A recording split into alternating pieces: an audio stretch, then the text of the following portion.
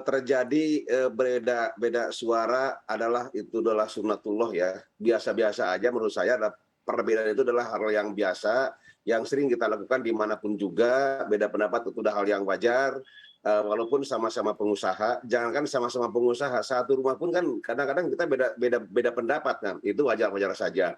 Nah, berkenaan dengan bedanya pendapat mengenai upah minimum DKI Jakarta, itu berkaitan dengan permen kreatif. Saya mengistilahkan bahwa ini pemerintah Indonesia, dalam hal ini Kemenaker RI, membuat permen kreatif.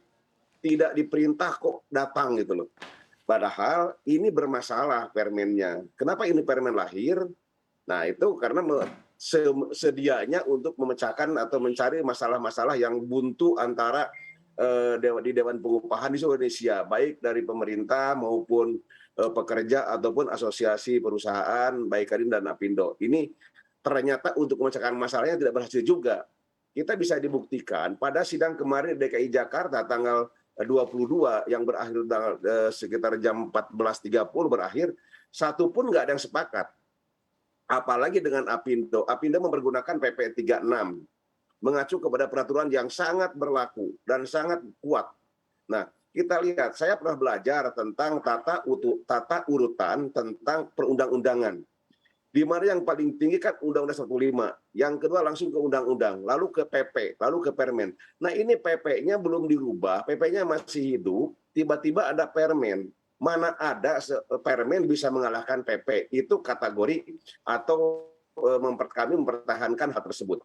Permen ini adalah yang tanda tangan juga Bu Menteri, tapi PP yang tanda tangan Presiden. Mana ada tanda tangan Menteri bisa mengalahkan tanda tangan Presiden. Nah, ini mesti kita memahami hal tersebut. Oleh karena itu, Apil DKI Jakarta dan dikomandoi oleh DPN, kita harus komitmen, kita harus konsisten terhadap regulasi yang benar atau yang kuat.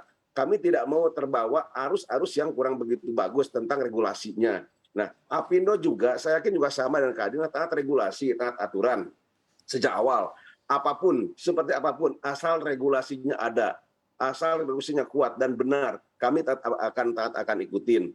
Nah, oleh karena itu, kami berpikir bahwa PP 36 ini adalah regulasi yang harus kita pertahankan, harus kita perjuangkan. Bukan masalah kecilnya, bukan masalah besarnya, tapi itu yang ada. Nah, sekali lagi bahwa Apindo itu sangat menghargai, sangat menghormati tentang aturan yang benar. Kami juga paham, kami menghormati atas keluarnya permen tersebut. Kami paham bahwa untuk meningkatkan, mempermudah atau mencari solusi-solusi yang baik tentang bagaimana kita memecahkan permasalahan terkait dengan upah minimum provinsi di seluruh Indonesia.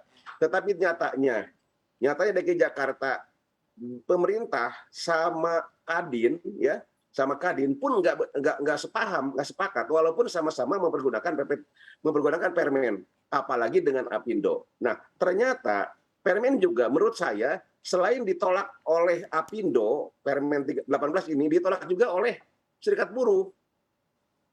Oke. Sekali lagi, mesti dipahami bahwa selain Permen ini ditolak oleh Apindo ya seluruh Indonesia, Permen juga ditolak oleh Baik, buruh, oleh baik pekerja, oleh Pak SP. Nuryaman, kami sudah Buktinya, mendapat poin yang hendak Anda sampaikan. Tadi Pak Nuryaman sempat mengatakan bahwa perbedaan pendapat itu hal yang wajar. Tapi kan kalau saat ini kan kita perlu adanya kesepakatan begitu ya Pak Nuryaman. Kalau begitu saya mau langsung betul. saja ke Bu Diana. Ini saya mau tahu pendapat dari Bu Diana. Kalau Apindo sendiri ini memakai dasar hukumnya adalah PP nomor 36 tahun 2021 tentang pengupahan. Sementara kalau Kadin sendiri masih sudah menggunakan Permenaker nomor 18 tahun 2022 dengan menggunakan alfa 0,1. Bahkan ini kenaikannya bisa menjadi 4,800 begitu ya. Nah, ini apa pertimbangannya Bu Diana hingga menggunakan Permenaker sementara Apindo masih menggunakan peraturan pemerintah ini Bu Diana? Baik, terima kasih Mbak. Tentunya kita sependapat juga dengan Apindo bahwa permen itu kenapa harus ada, sedangkan PP-nya belum dinyatakan batal. Nah, ini kita sedang melakukan uji materi, itu berjalan. Tetapi keputusan untuk menaikkan UMP di Provinsi DKI Jakarta, kami merasa punya tanggung jawab untuk itu. Satu, harapannya adalah kondusivitas di DKI Jakarta perlu kita jaga. Kemudian yang kedua, bahwa kita juga harus melihat realisasi yang ada atau kondisi real yang ada. Sehingga pertimbangannya bukan sebenarnya kami mengikuti Permenaker, bukan. Tetapi pada saat sebelum teman-teman Dewan Pengupahan Unsur Kadin DKI Jakarta akan mengadakan rapat, mereka meminta kepada saya selaku Ketua Umum Kadin DKI Jakarta pandangan, arahan, dan masukannya, sehingga saya berinisiasi untuk mengundang Dewan Pakar, satu, kedua teman-teman dari ALB, dan Dewan Pengupahan sendiri. Kita berdiskusi, satu, harapannya adalah kita melihat kondusivitas, kemudian kita melihat juga bagaimana mendorong konsumsi masyarakat. Kemudian juga kita melihat pada saat yang lalu terjadi hal yang kita tidak inginkan, di mana pergub itu bisa berubah, dan ini juga membuat tidak nyaman, sehingga teman-teman dari Apindo pada waktu yang lalu melakukan petun. Kemudian diputuskan juga oleh petun. Itu juga menurut saya keputusannya sangat terlambat karena sudah di bulan November, Oktober itu petun keluar.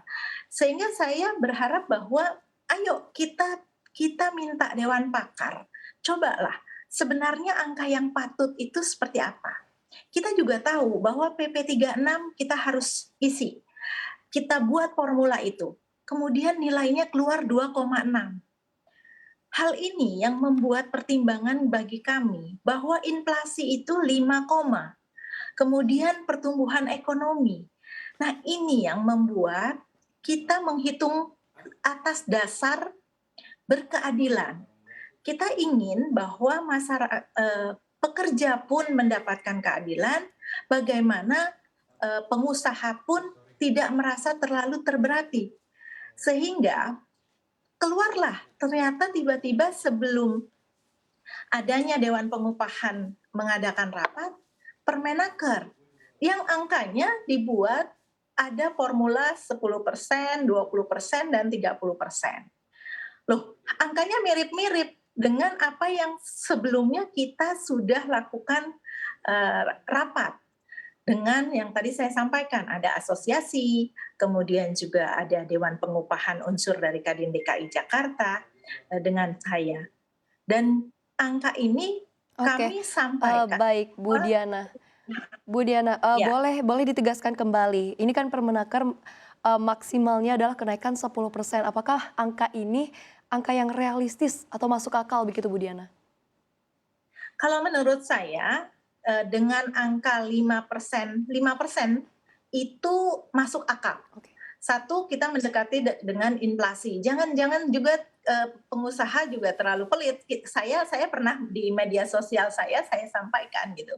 Kalau cuma 2,6 dan kita ingat bahwa kondusivitas kita tuh kemarin itu terjadi loh. Kalau sampai kita 2,6 ini seperti apa sih? Nah, Dewan Pakar memberikan angka-angka. Kemudian kita juga melihat dari BPS.